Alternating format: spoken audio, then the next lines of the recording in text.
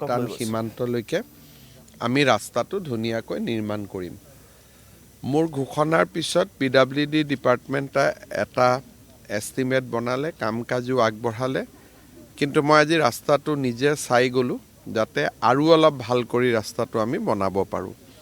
যি নহওক ৰাস্তাটোৰ কাম সোনকালে আৰম্ভ হ'ব আৰু আমি 18 মাহৰ ভিতৰত ৰাস্তাটো সম্পূৰ্ণ কৰিম।